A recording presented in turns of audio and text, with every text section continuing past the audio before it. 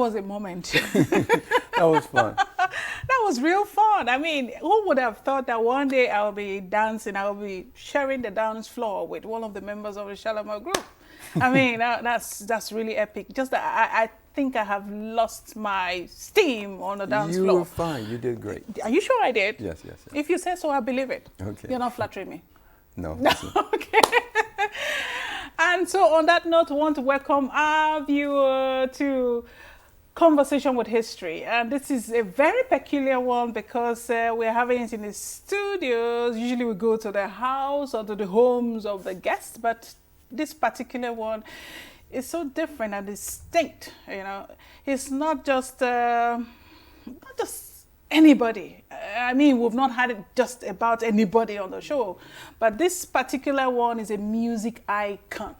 I mean, if you were in the 80s, in the 70s, in the 90s, Make the Move Right Now, Baby is one song that would generally crystallize any party that is held here in Nigeria, in Africa, and the world. That's how big the Shalamar group was, and I suppose still is, even though, you know, so much water has passed under the bridge.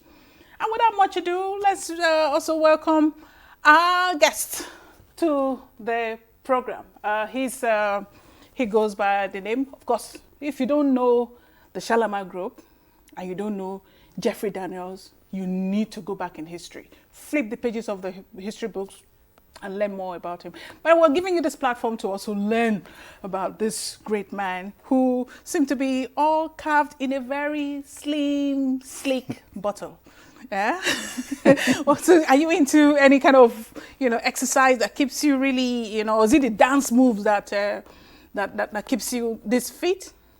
I'm not into any like really stringent or strict kind of regiment or anything like that, but I do work out from time to time. I do my push-ups and my sit-ups and stuff. Sometimes I get lazy, but you know, and then I try to eat right. But I think it's because I grew up and I've always been a dancer. So I have a high metabolism. I burn a lot of energy, so. For what is what, I lost some calories by dancing with you. So perhaps if I do it even more, I will probably get somewhere with that. So you're welcome to Conversation with History. Thank you for having me. I'm very honored to be here. This program is about flipping through the pages of history and going back in time. So we're going to deep dive into you, who is representing the Shalamar group, you know, on the program today. Of course, you played a very, very, very critical role in bringing up and making Shalamar live with us, even, you know, from the 80s up until now. Not many artists, you know, can hold that, have that staying power. But for some reason, you have.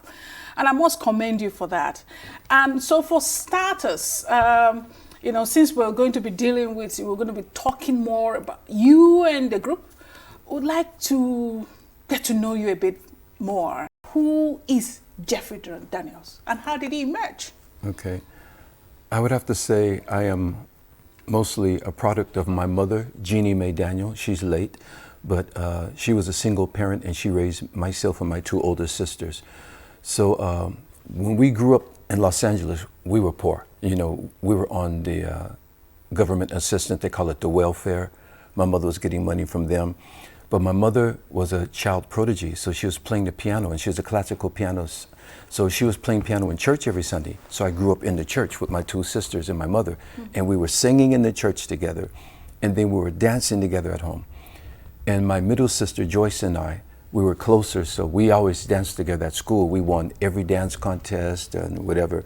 And in the projects that we lived in East Los Angeles, Aliso Village, they would have a dance at the school on the weekends. And I was this little kid, like about 5, 6 years old. And it would be the Brown family or the Blunt family or this, and then the Daniel family. And it'd get heated. And when it got to the peak, they would throw little Jeffrey in the middle, and I would just do this dance, and everybody would just, that would be the end of it, right? So I was always a dancer, and I was always a singer. I was always musical. Growing up in America in the 60s, it was through the whole hippie movement. It was through the civil rights movement.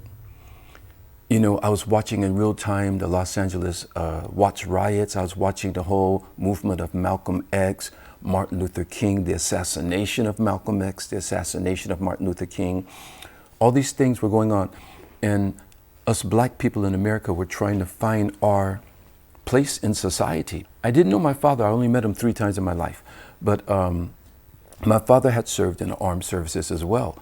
And when the black soldiers got out of the military, that's what they did to black families, put us on welfare projects and that. When the white soldiers got out of the military, they got loans, they got grants to go to colleges, they started up businesses, and that's when everything was taking off. So it was so disproportionate. So we were trying to find our way in that society. And that was my upbringing. But my mother had always told us, be proud to be African. Since we were kids, she always told us, be proud to be African, because she knew what we were up against growing up in that society. Did you ever bother to trace your root as to, I mean, a lot of Americans now are coming back to Africa to trace their root. Did you ever venture into that? I've never done that genealogy test, the DNA test, but my oldest daughter in Los Angeles, she did it. She found a heavy Nigerian ancestry in there. Wow. So if my daughter has it, then I must have it. Wow, that's interesting. And your daughter is, her mother is not an African. No, not from Africa. She's No. not from Africa. So Well, the only way she could have traced that Nigerian root is through you. Yeah. So yes. You are home. Yes, I'm home. I made it back. Interesting. So how did you get into the Shalamar thing? I mean, how did Shalamar, that name itself, how did you come about it? Okay. I was dancing on the TV show Soul Train. Remember Don Cornelius and Soul Train. And it was my life endeavor just to be a Soul Train dancer. I had no idea that one day they were going to start a record company, Soul Train Records. So as I said, I grew up dancing and I loved dancing so much. And when I saw Soul Train on television, it just blew my mind, because that was 1971 when it went syndicated. Up until then, when you saw blacks, especially young blacks on television in America, were either playing the part of drug dealers or pimps or hustlers, being arrested by the police, or we were involved in buffoonery type comedy. That was kind of like, if you look back at it now, it's a little, I can say degrading, because the type of comedy they were doing, the type of characters they were playing, they weren't that complementary to our culture. So when I saw Soul Train, I saw black kids my age, around my age, looking good, doing what I love to do, and that was dance. And they brought on all the entertainers. So you would see Aretha Franklin, James Brown, the Jackson 5, Stevie Wonder, all these people. So I wanted to be on Soul Train. So I got on the Soul Train, and then I started dancing with Jody Watley. So how old were you then? I was in my late teens, like about 19, from 19 going into 20. And so I was dancing with Jody Watley, and she became my dance partner. We became one of the most prominent dance couples on the show, along with Tyrone Proctor, Sharon Hill, and this partner. But Jody and I became really one of the most prominent. And I used to do crazy things. I used to bring a mannequin down the Soul Train line. I would come down with a skateboard, doing a handstand on a skateboard.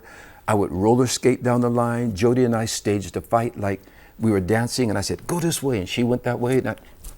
And then we started fighting, and people pulled us apart. They thought it was a real fight. I started doing all these antics, and it was gaining attention. Little did I know, it was gaining Michael Jackson's attention too. But anyway, to answer your question, so they started the Soul Train record label. I auditioned for it, and they didn't choose me, and I was devastated. I was like, oh my God, this is the chance of my lifetime. So they put together a group called the Soul Train Gang Singing Group. One of the members came out of the group, and then they replaced me with that member. I only did like one tour with them, a couple of months. Christmas came, Don Cornelius called me and said, Jeffrey, that Soul Train Gang thing, it's not going off no more. We're not going to do that. And I'm like, oh my God, I just got in a group and now it's over. He said, but we're going to build something around you. And that was Shalamar. And so the Shalamar itself, what does it mean?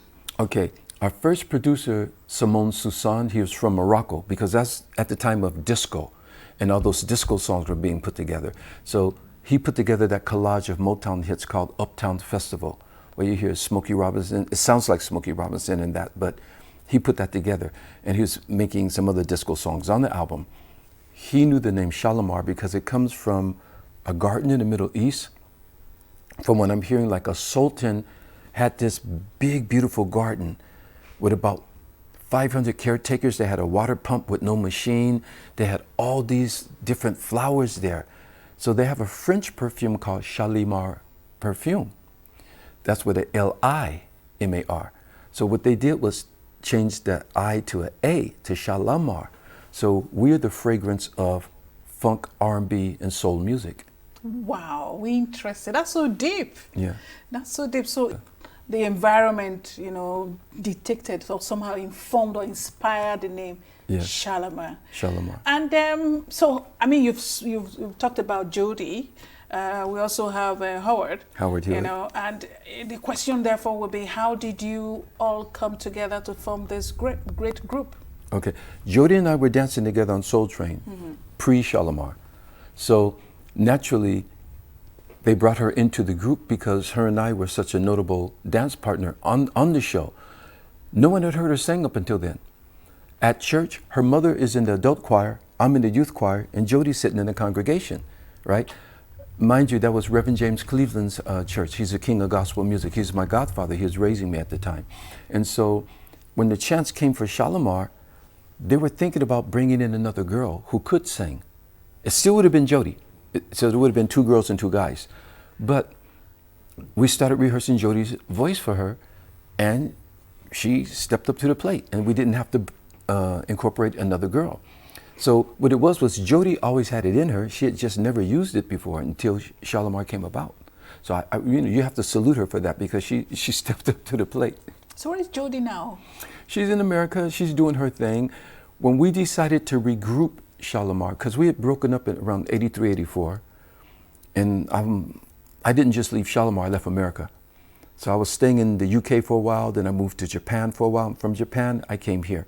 So that's, excuse my cursory, but making it succinct as possible. But anyway, when we regrouped around 99, after we did that collaboration with LL Cool J and Babyface for the cover of our song, For the Lover in You, Howard and I spoke for the first time. And we decided, people out there would love to see us again. And we have a lot of fans and a lot of friends. We don't call them fans, we call them friends. We have a lot of friends out there that would love to see Shalamar. Because when we broke up, it wasn't like we were fading away. We broke up as we were still reaching that apex. We hadn't even got to that zenith yet, and we broke up. So people were like, a lot of fans were devastated that we broke up. But so we figured out, let's come back together and let's do this. We spoke with Jody, and Jody felt that her solo career was what she wanted to do, and she didn't want to come back with us again. So at first it was just Howard and myself. We're at Wembley Arena in front of 14,000 people with just me and Howard on the stage, and it just didn't feel right without that female entity. So we brought in baby girl Carolyn GRIFFEY. Now the reason why we call her baby girl, her mother is Carrie Lucas. She was the first lady of Soul Train and Solar Records, Carrie Lucas. Her father is Dick GRIFFEY, the founder of Solar Records, along with Don Cornelius. So she's been with us all along. We've known her since she was little. That's why we call Carolyn baby girl. And so she came in, and Shalamar was her favorite group. She would love to have seen Jody still with us, but Jody didn't want to do it at the time, so we brought in Carolyn. Now, Carolyn's the longest standing female in Shalamar, over 20 years now. Okay, so, it begs the question of why you broke up. I mean, there's a saying that if the music is so good, why change the tune? Why did you have to, part ways where you just said that you were at the echelon, you hadn't even gotten there yet? Unfortunately, we were, I don't want to say victims, or we are just a part of a system that was very unhealthy, where at that time record companies, I don't know about now, but maybe, I don't know. But anyway, at that time, record companies were really taking advantage of the artists. And what was happening at our record label was very concerning to me, because I saw that the Temptations was the biggest name in show business as I was growing up. And I saw that they were renting a place across the street from where Jody and I were staying. And I'm like, the Temptations are renting? These guys are like, So I was trying to purchase a house in LA, and the record company didn't want to assist me. Even we're selling out gold records, we're selling out shows around the country, and the group is on the charts, and we were making money, but we weren't making all of our money. At that time, it was a conflict of interest because he was our publisher, he was our record company, he was our tour manager, he was our manager. His lawyer was our lawyer, because we're coming off the TV show. We didn't know the industry yet. But as we got into the industry, then we started learning the industry. And then now, when you come of age, and it's the same thing that happened with the Jacksons. Can you imagine that Berry Gordy and Motown found Michael Jackson and the Jackson 5 when they were kids, raised them. When they came of age, they wanted to get into producing, and they didn't want to share that with them. So they let Michael go. Can you imagine how they felt that Michael went on to become the #1 entertainer in the world and made billions for Sony when he could have made it for Motown if all they had to do was compromise? Just compromise, so I wasn't asking for anything I wasn't making or anything extra. In fact, I was even contributing a lot, producing and writing and this and that. So when I saw that they didn't want to at least meet me halfway, I decided that, okay, this is it. I don't want to make any more money for these people if they can't even be fair with me. So who came up first? Was it you? Was it Jody? It was me. It Howard? It was me. It was you. What happened was, Paul McCartney of the Beatles, he flew me to London to do a movie with him. He was working on a movie called Give My Regards to Broad Street. So if you go on YouTube, you can see that I'm dancing to silly love songs, okay? And that's where I first did that lean, that lean that's in Michael's video. So anyway, so I'm in London for like a month shooting this movie with Paul, and I have Jody and Howard going to meet a manager so we can get a manager that's on our side. I had already gotten us a lawyer to represent us that wasn't the company's lawyer. So we're the first group to have our own independent lawyer, and now we're looking for management. But somehow that meeting didn't transpire, and things were going downhill, and I just never went back to America. That was in 1983, the summer of '83. I didn't just leave Shalamar, I left America. Was it that bad? Because I was there when I decided to leave the group, I decided to just stay there and looking for other pastures and things to do. And it's a blessing because I am multi-talented to the fact that when I left Shalamar, my career wasn't predicated on a record deal because I was still signed to the recording contract. So I couldn't just go to another record company anyway. What happened was I did the musical Starlight Express, which is written and produced by Andrew Lloyd Webber, the #1 playwright in the world who did Cats, Evita, Jesus Christ Superstar, all these amazing things. They brought me into his musical called Starlight Express. I did that. After that, I hosted 620 Soul Train in London. So after growing up on Soul Train, now I'm in London hosting Soul Train. And I did that for the summer of 1985. And I won an award for the Best Presenter, but I had no idea that it was the first black-orientated music show in the UK when I did it. I didn't know at the time. So I do multiple things. Then I went on to Japan. One of my friends, fashion designer Kansai Yamamoto, Michiko Koshino, and these people. So I spent time in Japan, and I was working with fashion and then choreographing tours for different people and all these things. And I just stayed overseas. In fact, I'm still overseas. Now I'm in Nigeria. Oh my goodness. Your story is quite interesting. One would almost wonder if you're for real. And this songs, rule the airways. Even as we speak, we still hear it on the radio, parties and discos, clubs and all of that. You're still there. I attribute that to our producer, Mr. Leon Silvers III. I attribute that to him because he put such delible, evergreen hits together. It wasn't like all the machines and computers and stuff. We were organically in the studio singing. Even the claps, they were manual hand claps we were doing throughout the whole song. We were really in there working, playing. I was playing the instruments. I played the bass on Go For It and keyboards and these things. But we were really in there working. and Leon would drill us. It was like we were at a school or something, or at an academy. The way he really structured the songs, structured our vocals, the harmonies and everything. I mean, we couldn't have had a better producer than Leon Silvers. And that's why those songs stand the test of time. Also, if you listen to the lyrics of our songs, they're very engaging. You know, they deal with life experiences and relationships. If it's just having a good time, it's nothing offensive. It's nothing vulgar about it.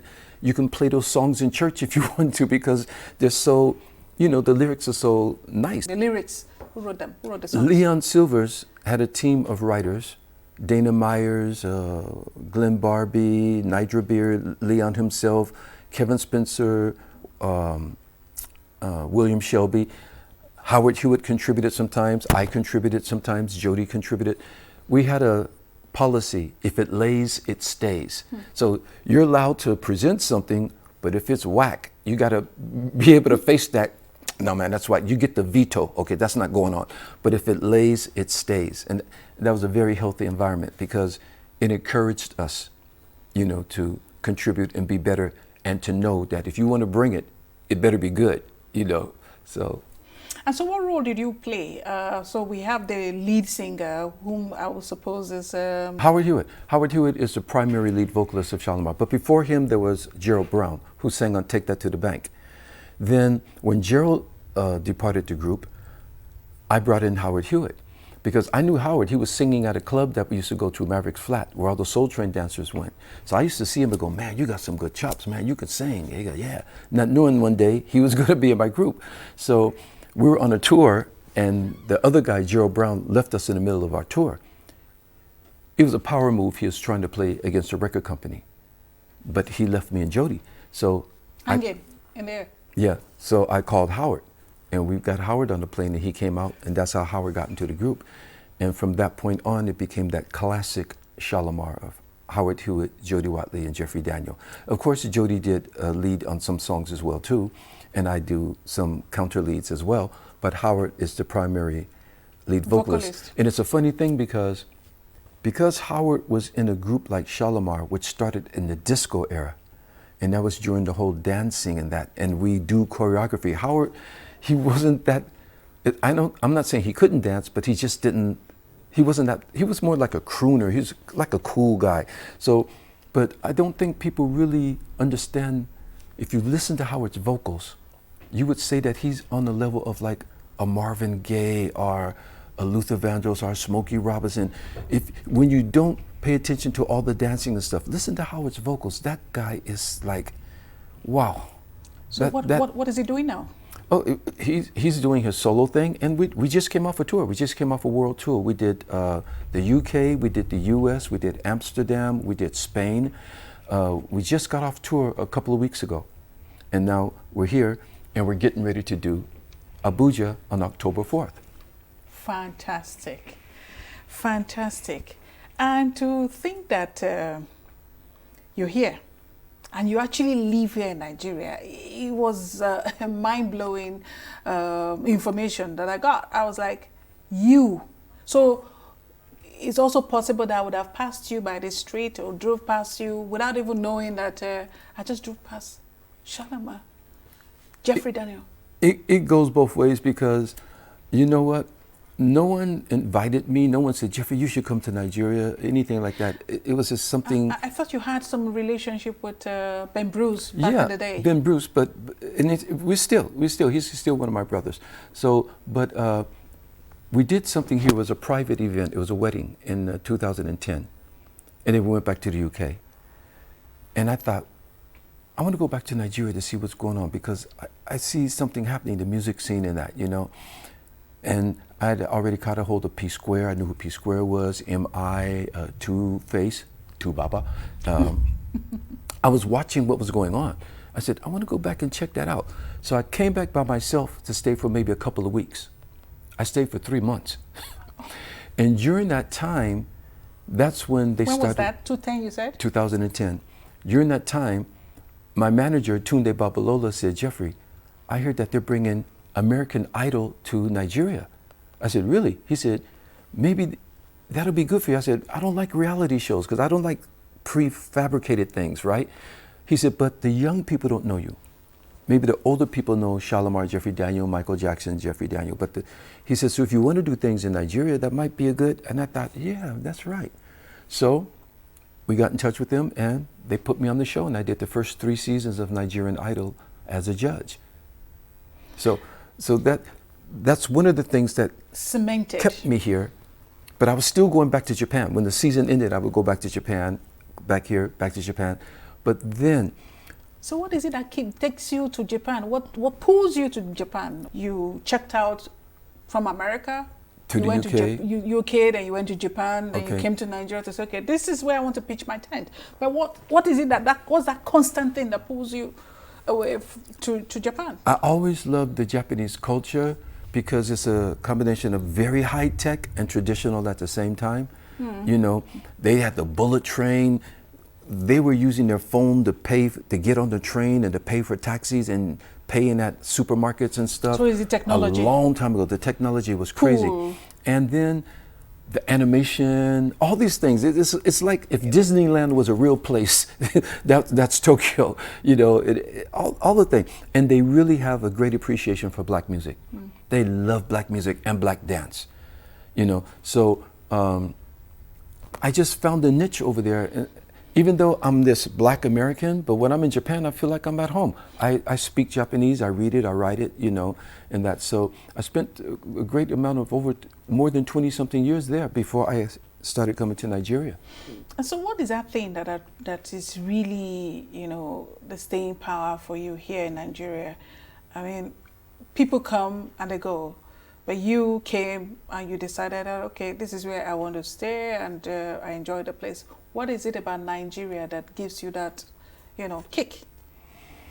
I can easily say it like this. If you love the people, you will love the country.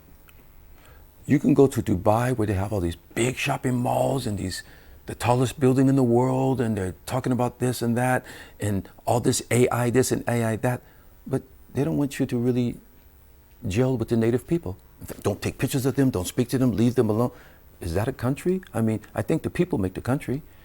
And like Japan, I found the same thing here in Nigeria. You can see the cultures at a glance.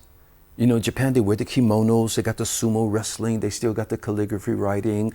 You hear Japanese music. You come to Nigeria, you know people by their dress. You know the Igbo by their dress. You know the Yoruba by the way they dress. Their own music, their language, their food. You know, the Hausa by this and that. You know, and you can see the cultures are alive. And that's really, how to say, it's very attractive to me because I come from a pretty much cultureless society. What is the culture in America? Baseball, hot dogs, Disneyland. So when you come here, you see the cultures are alive, and that's an amazing thing. And I think that's something that all Nigerians should look introspectively and embrace among each other, because your cultures are so vibrant and alive. And I like them all. I got family in the Hausa, I got family in the Yoruba, I got family in the Igbo, I got family in the Igala, and my wife is from Benue, she's Idoma. So, you know, it's... You even married a woman, a Nigerian woman. Yes. Isn't that interesting? Yes. That's how deep, you know, you have stuck your foot here, your foot, you know, on the Nigerian soil. Yes, and I have 2 beautiful daughters. In fact, my oldest daughter here, JD, it's a blessing. All these things that I came back for, and this blessings in return, because my daughter was born on my birthday 5 years ago, August 24th.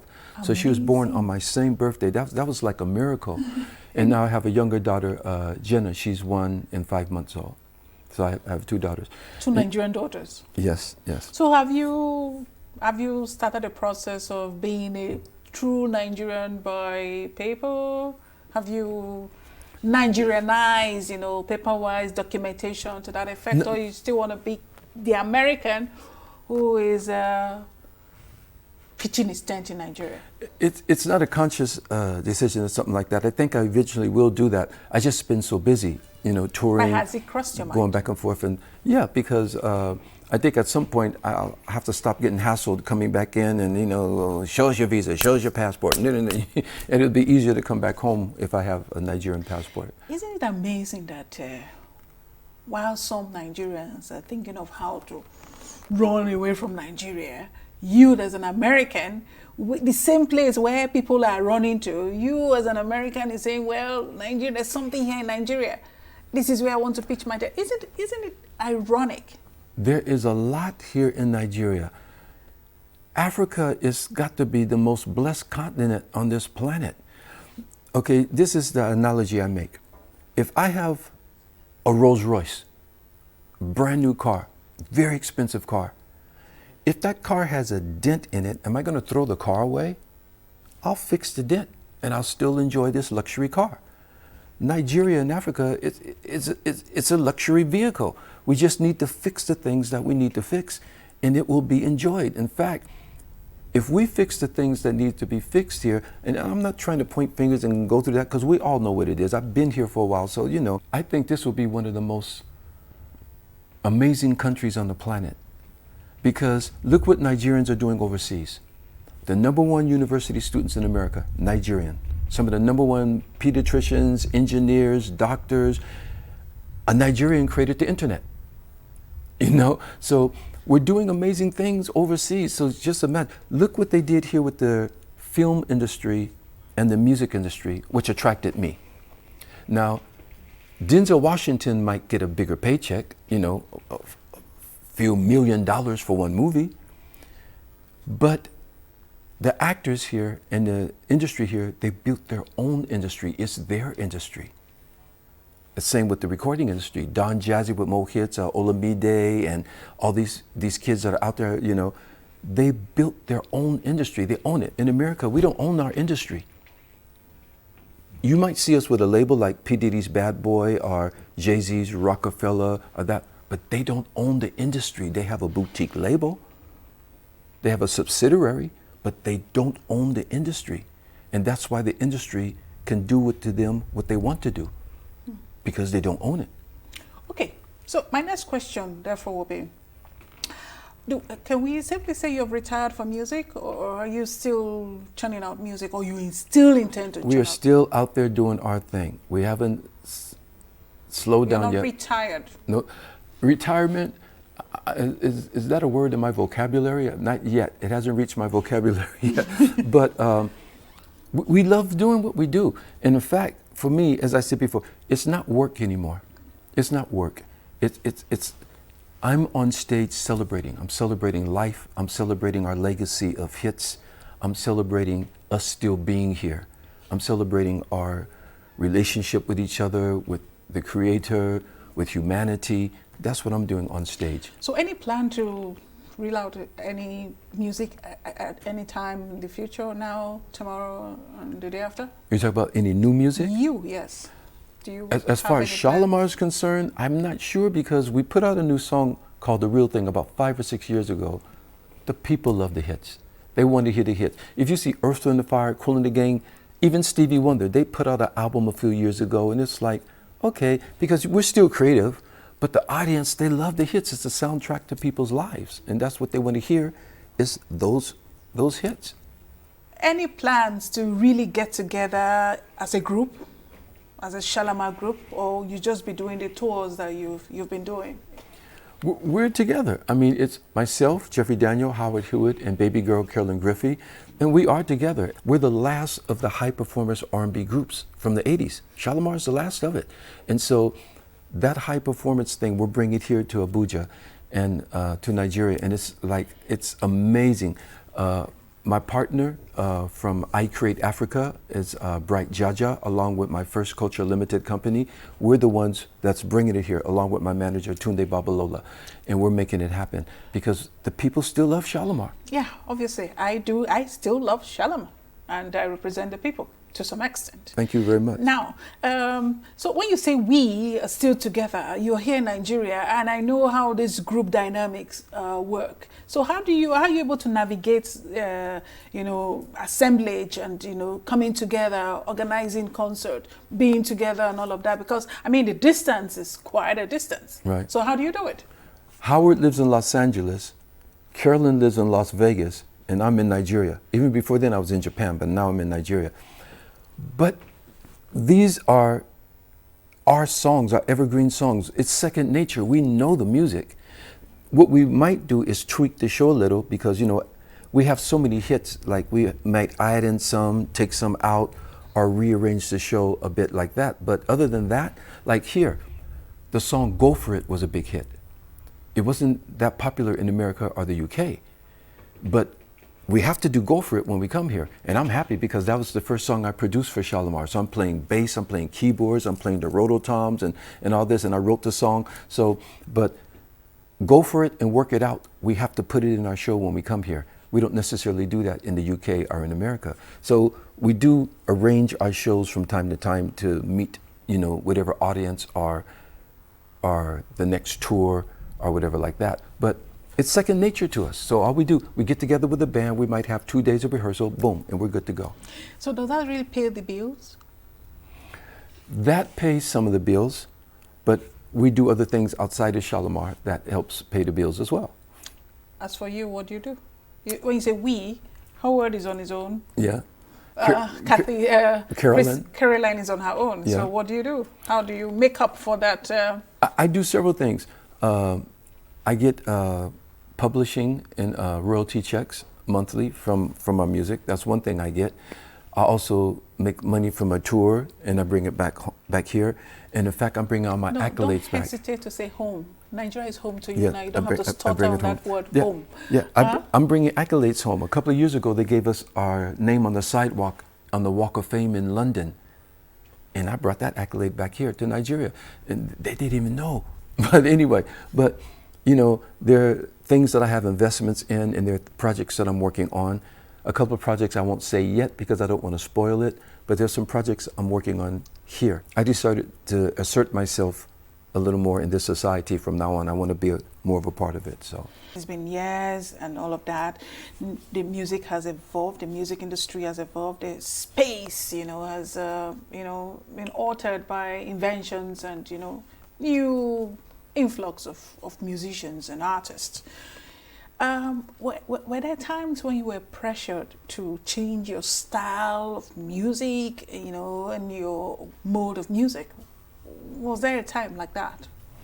The only time that I felt that we needed to change our style of music was in the early 80s because this new wave synth music was coming out of the UK. Up until then, it was more guitar driven, and keyboard driven. And when the synth movement came, we were calling it the new wave.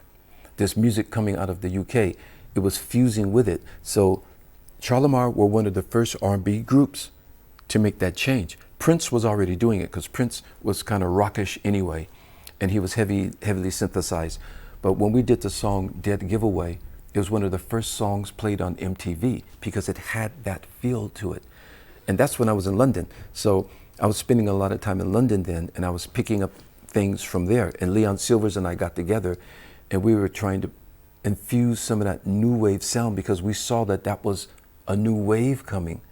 So that's when we stopped wearing those matching costumes because we grew up like the Temptations and the Four Tops and the Spinners and the Supremes and the Jacksons. So we grew up wearing these matching costumes. But when we saw this new wave thing, I said, you guys, we got to stop that. Let's get a little more individual and show our characters in that. So we stopped wearing the matching costumes.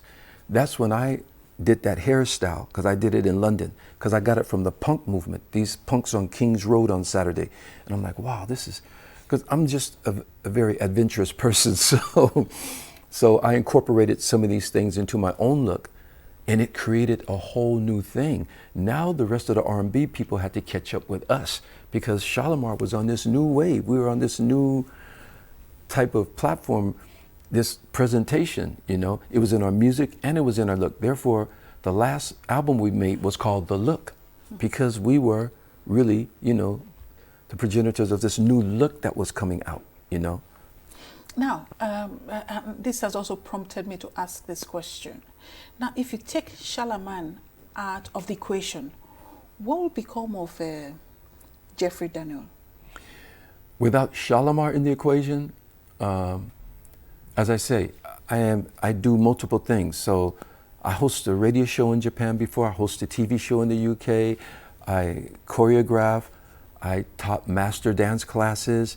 But one of the things I'm proud of is that if you go on YouTube you will see some of my commentaries where I'm disseminating knowledge, if it's historical, scientific, religious, cultural, because so much information is getting out there. This is the information age. And as I say on my podcast, I call it my vortex. Vortex, V-O-R, voice of reason text. That's the acronym for voice of reason, V-O-R. So it's my vortex. And so at first it was called Jeffrey Daniels Speaks, and I changed it to Jeffrey Daniels Vortex. And so a vortex swirls you around and pulls you in. Mm-hmm. So I'm trying to pull people into information because there's so much information going around out there. And a lot of us is just fallacious, or some of it is just inaccurate, just to throw people off. So I'm trying to keep us on point. Especially, I want us to get back to knowledge of self. We have been so deracinated and removed from who and what we really are. From America, we're starting from slavery as historically. Here in Africa and Nigeria, I see a lot of people are starting from colonization forward. There's a lot of history that we have that people aren't addressing. There's a lot more to us than what people are saying is to us, what history books are showing. And then when you come to find out that people talk about the Egyptian empire, but the Benin Empire was a great empire. You know, we had the Ife Empire, the Calabar Empire, the Sokoto Empire, the Songhai Empire, the richest, wealthiest man in human history. His empire stretched into what is now part of Nigeria. And people don't know this. So they're looking at the Bill Gates, the Jeff Bezos, and the Elon Musk, not knowing that we had some of the wealthiest people in history. So I think when we know better, we do better. And when we do better, we will be better. You blast from the past that is very timeless. And now we have quite a new breed of artists who are doing something different. The question is, what is your take on the trends of music as we know it today, as against what we had in the past? Okay. Well, as time progresses, you know, music always evolves. So every generation will have its thing. You know, we went through the disco era, you know, from the soul and funk and that, into house music, into rap, into hip hop and that. Now we have Afrobeat. And Afrobeat is taking over. And I love what they're doing. I predicted back in 2010, I told my manager Tunde Babalola back then in 2010, when they hear Nigerian music, people are going to love it. They're going to go bananas. And it has happened. So when I see the Nigerian artists out there doing their thing, getting accolades overseas, the Burna Boys, WizKid, Davido, Tiwa Savage, Tim's, you know, Rema, Ashake, all these kids going out there doing their thing, you know, Patarankin and all these. I'm proud of them, and I'm watching what they're doing. All I can say is, and I'm not here to tell them what to do, because, you know, it's their thing and they're doing it, but stay true to who and what you are, because your story is going to be appealing to them over there, instead of trying to be like a Jay-Z or trying to be like this and that. And stay true to your own industry, in your own home industry. Help grow it and cultivate it here. Everyone thinks jumping over there is the greatest thing. I'm gonna get signed over there by them. I'm gonna get signed by them, when you already created your own industry. You know, I think we need to stop. I know people feel a bit despondent because of the way the economy is going, and they know that maybe they can make more money if they go here or do that. But you're stopping your own thing from being great and being yours by abandoning it for something else, when what you have is really the source. We're the most blessed, talented people on this planet. Our kids come up with a brand new dance every other month. Whatever race even does that? And that's just recreation. What we're doing in technology, what we're doing in a lot of other fields is amazing too. So I think we need to care more about who and what we are and cultivate that for the rest of the world. Okay, so at any time, have you ever felt like you could go obsolete with the wave of, you know, music, you know, that's blowing, the wind of music, the kind of music that's been played? You think at some point you may just go obsolete? Do you have that fear? Do you nurse that fear that I will someday go obsolete? That the Shalamar group and your kind of music could go obsolete? It could happen because new things continue to come up in time. So at some point, I think our generation will always love Shalamar music. Will the younger generation doing what they're doing always love it? I can't predict that or not. But the thing is, I would like for artists to be real artists. They've got technology there that you can just put beats together, and they got auto-tune in these things that you don't even have to be a real singer, and you can really make a record. But that's not making you a real artist. That's not really perfecting your craft. The reason why I have staying power is I developed and we cultivated our own dances. We, as the music, as you complimented earlier, we came up with great music, and it's standing the test of time. So, but have you gained young supporters, young fans, you know? People are going on YouTube and they're finding out that, wait a minute, this is the guy that choreographed Michael Jackson. This is the guy that did the Bad video and the Smooth Criminal video. So I have young fans coming to me because of my work with dancing and videos. Michael Jackson is one of my, he's the main one, but I did a slew of artists. I did so many artists, their videos, you know, in choreography and directing. So some kids are going back to old school music and finding out, oh yeah, he was in Shalamar. Because some kids didn't know that. They're like, wait a minute, that choreographer guy, he's in Shalamar? And then they're finding that out and they're picking that up and putting it together. So kids who are really interested in real music and real dancing in the real industry, they will find these things. Is there anything you're doing to reinvent yourself? Yes, I think the main thing I'm doing to reinvent myself is waking up every day with a fresh mind, doing my prayers, and getting into the Nigerian society, getting into African society. Africa is the future. They know that. The Chinese know it. They're coming here. The Russians know it. They're coming here. The Americans have been here. The French are getting kicked out. So we know what we have. We know who we are to an extent because we don't know who we really are. But when we find out, I think it's going to be a major shift on this planet. And it's starting to happen. People are waking up now. People are starting to wake up now. And this shift is going to happen. And I would like, we have to understand something. You say like, I'm Nigerian because I was born in Nigeria, right? I'm American because I was born in America.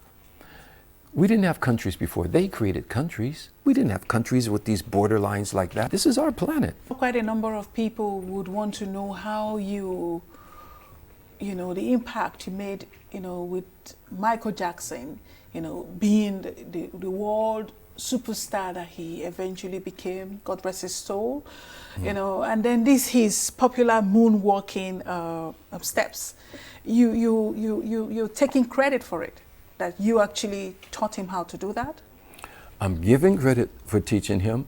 I'm giving credit for being his choreographer and working with him for over 20 years, off and on. And I choreographed the Bad video, Smooth Criminal. I went to Brazil with him for the They Don't Really Care About Us video. In his Ghost movie, you can see the credits. I'm creative consultant on the Ghost movie that he did. And so I'm in Beat It a little, but not really, but I'm just a little parts in there. But yes, myself and my team, we taught him how to do the moonwalk. Casper and Cooley, two of my dance brothers, they work with him too. So how did this moonwalk thing, how did it really come into life? Okay, I have to give credit to the Electric Boogaloos. That was a dance group, the Electric Boogaloos. They're the ones who came up with popping. Before that, I was on Soul Train doing locking, like the lockers, doing the robot, and then came along body popping, which was popping of the joints, you know, and that was the Electric Boogaloo. So we incorporated popping. I caught on to that, and I saw this step that was a scoot, scoot, scoot, and it was just scoot, scoot, scoot, and I said, okay, time out. We got to get that. I took it and I wanted to do it on stage with Shalamar, so I wanted to cover the whole stage. So we put the long glides and strides into it, and that's what became known as the famous backslide. Then when we taught it to Michael changed the name from backslide to the moonwalk, but it's still the same dance. And I think he got confused because the moonwalk is a dance like you're on the moon and there's less gravity and you're floating around in a circle. That's the moonwalk because you're on the moon. But this was the backslide, and Michael called the backslide the moonwalk. So people started calling it the moonwalk. Interesting. So since you've worked with great artists, you know, in the order that you have mentioned, one would think that by now, since you have called Nigeria your home, you'll be, you know, collaborating with Nigerian artists also to at least, you know, have the flavor of them. It's not just from as a spectator, but also as an active participant. How come we haven't seen that collaboration happen yet? There isn't a reason why, but as I said, I watched them do their thing. Like, they're coming up with their own vernacular. They've got some of their native language in their song. They got their own rhythm. So they're doing their thing. And I'm like, okay. So how do I fit? I can't jump in there with some old school, with some old school R&B flavor. They'll be like, hey man, get out. No, I don't know. But there's a way to make it happen. I mean, my brother Femi Kuti is one of my brothers. Him and Yeni and his son Made, my nephew. We're very close, and I would love to do something with them one day. I would like to do something with Rema, maybe, because I really love Rema. There's a few artists that I see out there that I wouldn't mind doing a collaboration. Maybe they don't know I'm here to do it, and I haven't connected with them yet. So maybe, if we're lucky, maybe something will come about. I want to do more that I'm here. So. Okay, so what is the most striking thing about Nigeria? I mean, you've been here for how many years now? Let's get that straight. Would you believe 14? 14 years. 14 good years. That's a lifetime. Now, the beginning of it, it was half in Japan, half here. But then once my family got off the ground, I'm like, boom, I'm here. The most striking thing for me, because I'm coming from the outside, right? Yeah. The most striking thing is always watching this teeter of on the verge of falling or on the verge of greatness, on the verge of collapsing or on the verge of, because all I see is potential. All I see is potential in every area. And we have so much potential here. We just have to harness it and appreciate it and just help, instead of thinking like, okay, well, if I go over there, it's going to be better. You're going to go over there and you're going to deal with what's happening over there too. I'm from there, so I know what's over there. And you're a second-class citizen over there. Here, you're first-class citizen in your own country. Yeah, so is there anything that has come across as a cultural shock?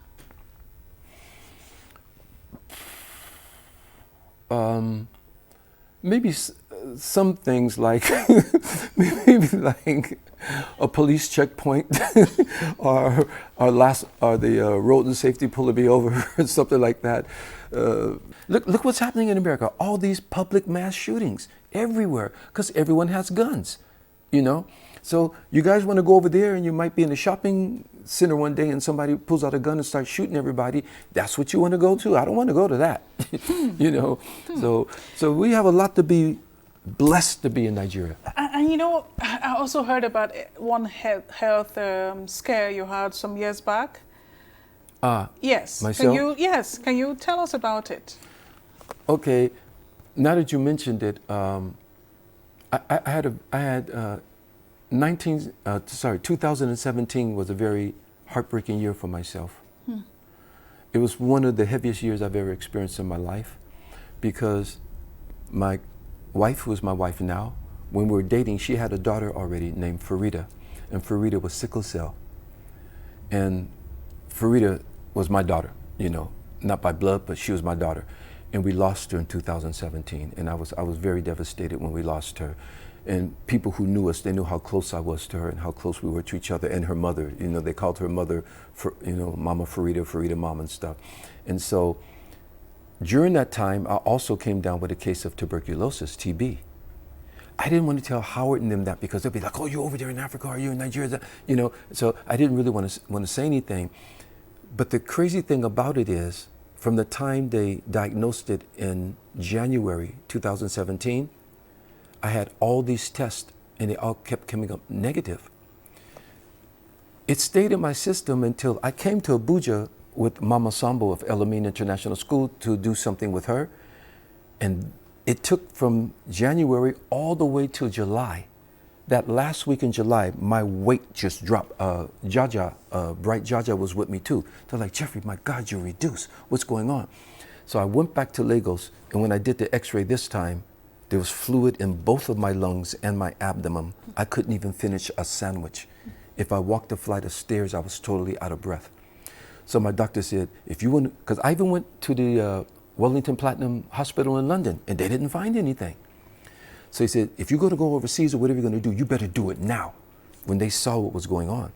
So they sent me to a doctor in Ikeja. She was a chest specialist. So I went to her, and I took all my records to her because they were going to do a biopsy. So I was ready to do a biopsy. She looked at my history and said, you don't need a biopsy. I said, please, because this has been going on for so long. She said, no, this is TB. I see it. I said, but I've been tested for TB. She said, no, that's the byproduct. She said, I'm going to put you on the medicine now. You're going to have to take it for 6 months. But I'm going to do another test for you. I'm going to test the culture, the DNA of it. Okay. 4 days later, she came back. She said, yeah, it's TB. You're positive. So I took the medicines for the 6 months. Now, here's the thing about it. I wanted to brag to the world that this Nigerian doctor cured me of this TB, even after the great Wellington Platinum Hospital in London couldn't detect it. I went to Harley Street to the CAT scans and the ultrasound, and they didn't detect it. So I wanted to brag that this Nigerian doctor is the one who saved my life. They said, Jeffrey, you can't do that now. I said, why? So they said, I don't think now is the time to do that. And I was so frustrated because this Nigerian doctor saved my life when the so-called great doctors in the UK couldn't even detect it. Nigerians are great. They're great. And I think we need to appreciate and understand the greatness that is here instead of taking it all over there to help make their countries great. Let's make our country great. What is Trump saying? Make America great again? You guys, come on, let's make Nigeria great, because Nigerians are great. People. Yes. And speaking of the greatness of Nigeria, what's your favorite cuisine? What's your favorite food, your favorite drink, your favorite Nigerian thing? Okay, my favorite food, I think number one might be egusi with eba. I love eba. I like all the bitter leaf soups. You better learn how to pronounce the word Kaikan. eba. Eba. Eba. You seem as if you've not been here for too long. Say it again. Eba. Eba. Yes. Okay, eba. I love. Stop laughing at me. I love all of it. I love. Now that you're asking me, and I'm going, okay. I love okra soup. I love all the soups and things like that. And I like suya. But I can't eat too hot pepper. You got to tone down the pepper for it because I didn't grow up with it. Nigerian has another level of pepper. I eat Mexican food with hot sauce and that, jalapenos, peppers. Nigerian pepper is on another level. So it's on another level. So. All right. So it's. I wish we had more time. You know, if we were doing it differently in a different place, perhaps would have had more. Time to dissect. But perhaps. You never know. Tomorrow, next year, next century, or next decade, we could have a sit down again and flip the books again. I'm here, so yeah. I will be here. Yeah. So on that note, we want to say thank you very much for being part of a conversation with history. I am so honored to be on your program. Thank you for having me. We want to wrap the show by doing another song, which is I've Got Friend, because I've got a friend in you now. We are friends. We're friends, we are. yeah? Yes, we are. Yes, we are. So would you like to do a song? Can you really sing? Can you sing off the norm? Can you do a song for us right here? Put you on the spot. You put me on the spot, Yeah. but let's see what we can do. Let's see if we can make it do what it do. Okay, do something. Oh, a cappella. Okay. Oh, okay. What song would you like to hear? Friends. Okay, Howard does the first verse, and I do the other part. Who? So Howard starts it off. Okay. Don't you be ashamed of how you feel when someone gives you a helping hand. Because the bottom line is being for real, and every way that you can, ask yourself, after all that you've learned, would you do the same thing if the tables were turned? Well, the answer is yes. Well, I put to the test. I'll never forget my friends. You can bet I've got friends. My values are with my friends. So glad that I got friends, and not the fair weather kind. Yeah, fair weather.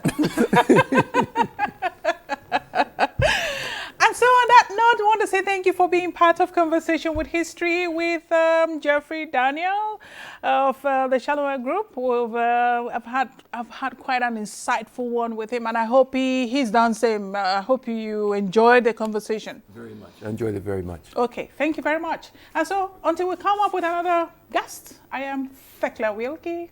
And like I always say, be kind to one another and stay well.